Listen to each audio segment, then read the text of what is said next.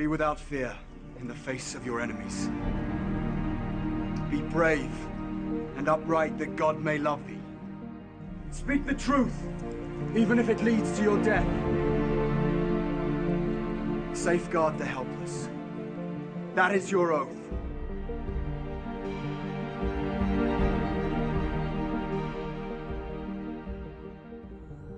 So, my friend, the time has come to conclude my affairs. In this pivotal scene in Kingdom of Heaven, Balian, the film's protagonist, is asked to marry Sibylla to prevent Guy, the film's antagonist, from starting a war with Salah ad-Din, king of the Muslims. If Balian agrees, Guy and his followers will be executed and war might be averted. Balian, however, doesn't want to be the cause of that. I cannot be the cause of that. This leads to Guy becoming king, going to war and losing.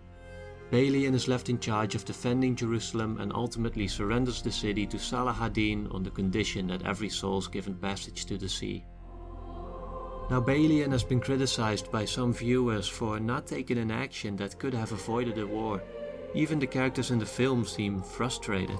There'll be a day when you will wish you had done a little evil to do a greater good.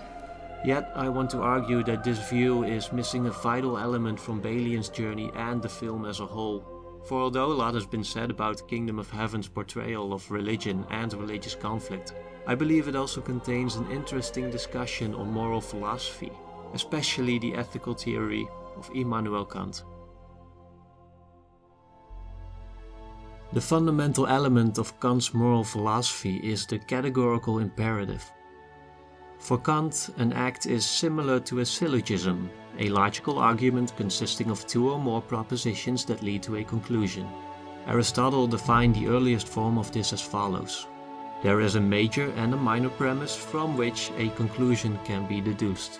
For example, all men are mortal, Socrates is a man, therefore Socrates is mortal. Kant uses the same structure and explains an act as consisting of a maxim, a situation and a conclusion. For example, I will not run a red light. The traffic light is red, therefore I stop.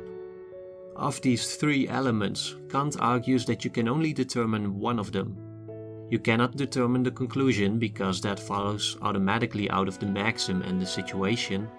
You also cannot determine the situation, so the only thing that's left for you to determine is the maxim. The main question then is, what must I do? Which maxims should I live by? Kant poses two main formulations to answer this. One is often referred to as the universalizability principle. The second is referred to nowadays as the principle of respect for persons. Universalizability. That you should always act according to a maxim. A maxim is a moral rule. According to a maxim that you could will as universal moral law. So this basically means that if you can imagine your maxim to be the maxim of everyone, it is morally okay. The second formulation is, we should always, there's the universalizability carried over into this, we should always treat persons as ends in themselves rather than as means only. Now, he's not saying never treat persons as means. We do that all the time. You're using me right now to get some credit. And I'm using you to earn a living. Yeah, he's not saying that's wrong. But he is saying that in the ways in which we use people, treat those people as of value in themselves. This makes Kant's moral philosophy a deontological one, meaning that morality is not judged on the consequences of one's actions, but rather on the rules that precede them. You see, the turn is a turn away from the observing the external world of science to the inner world of the self. That was his Copernican revolution, wasn't it? Kant is hardly a romanticist, but he's often called an ethical idealist. That is to say, one who describes the ultimate reality in ethical terms, in terms of right and wrong. An ethical idealist. A great example of this is of course Batman in the Dark Knight trilogy. You have all these rules and you think they'll save you. I have one rule. You gotta be kidding me. No guns, no killing. Where's the fun in that? And more recently, Desmond Doss in Hacksaw Ridge. Oh, I'm sorry, Sergeant. I can't touch a gun.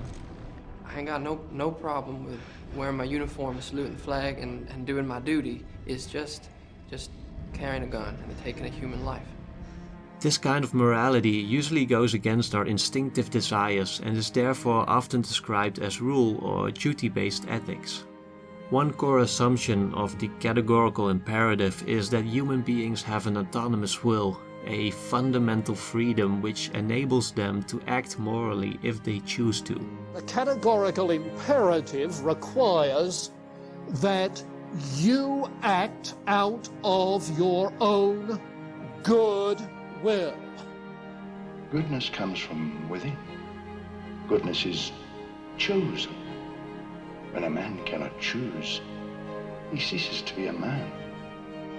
That it be a free act, self-determined, acting of your own will, rather than being governed, driven by other people's desires and expectations, going along with the crowd, conforming to social pressures, following your own desires rather than acting out of free will, enslaved by your own inclinations.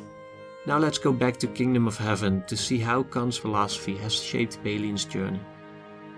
Balian's moral philosophy is mostly based on his encounters with three characters: King Baldwin, the Hospitaller, and Godfrey, Balian's father. Let's start with him.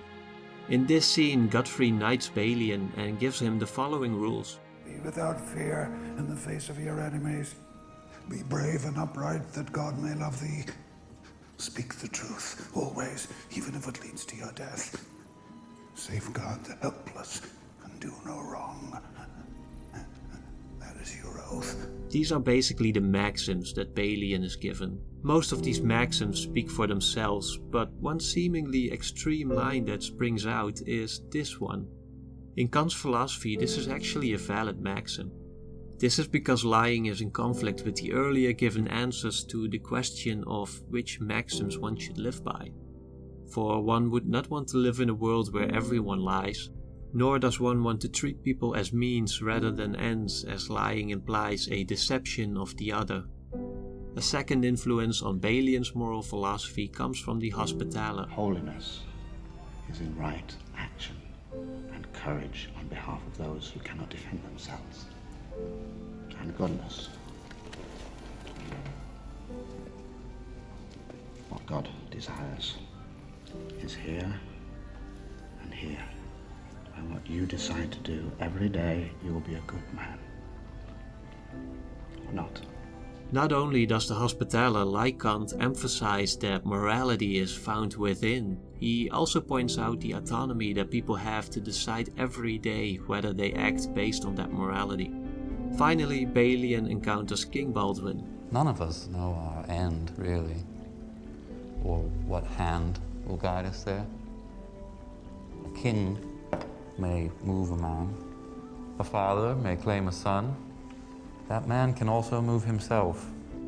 He goes on to note one vital element of Kant's moral philosophy. Remember that howsoever you are played, or by whom, your soul is in your keeping alone. Even though those who presume to play you be kings or men of power, when you stand before God, you cannot say, "But I was told by others to do thus," or that virtue was not convenient at the time. This will not suffice. Remember that. Here we find the moral absolutism that is at the foundation of Kant's work. The excuses that King Baldwin mentions, acting against your morality because others told you to, or because the situation wasn't convenient, also do not suffice for Kant, as they are determined by outside forces instead of the maxims that precede them. Going back to the earlier presented choice Balian is given, taken into account Balian's journey as shaped by Kant's moral philosophy, it has now become a situation in which Balian's moral integrity is tested. If he would have accepted, he would have acted against his maxims, ironically exactly because others told him to and because his virtues were not convenient at that moment. He would have gone against his maxims because by marrying Sibylla and executing Guy and his followers, he would have used them as mere means to achieve the end of political power. And he would have been no different from all the others who have been fighting over Jerusalem to manifest the kingdom of their God.